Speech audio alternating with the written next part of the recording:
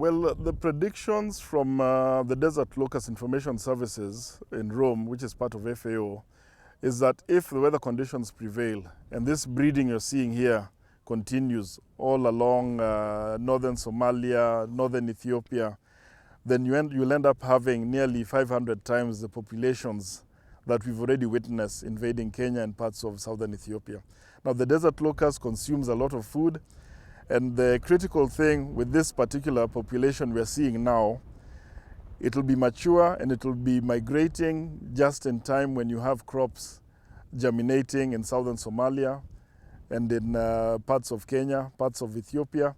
And this can actually lead to a severe food crisis if the locust is not controlled at this early stage and it manages to survive up to that point where it can actually affect crops in the next coming rainy season, which we expect to start anytime from April this year.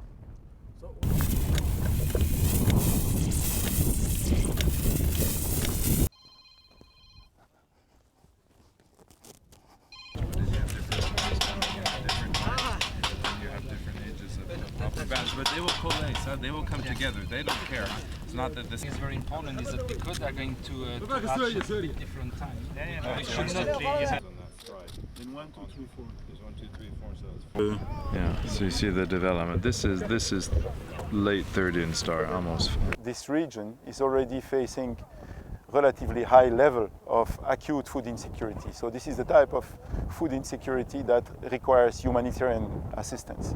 If we are looking only at the 3 countries of Kenya, Somalia and Ethiopia, we have about 12 million people who are already in need of humanitarian assistance in terms of food security.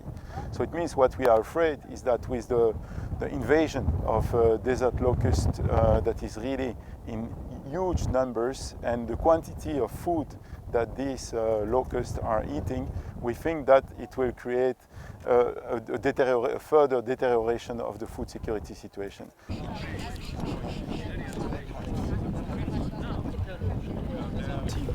Here, but plus in an area that is not their favorite. Every time they shed their skin, they get an extra line on their eye, so that's how you know what insects are there. We have a lot of conversations with resource partners, but we have only mobilized about 19 million out of $76 million. So there is still a huge gap that needs to materialize in the coming few days, few weeks, so that we can avoid the situation to deteriorate. I think the whole challenge for us is to avoid the fact that there will still be huge numbers of locusts at the time of the next agricultural season.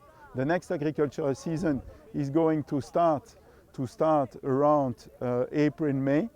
If at that time there are still huge quantities of locusts around, it will have a devastating impact on the crop.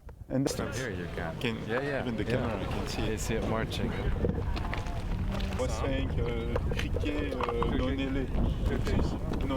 If the international community responds very quickly, we can turn that response into action, and that action can be extremely effective.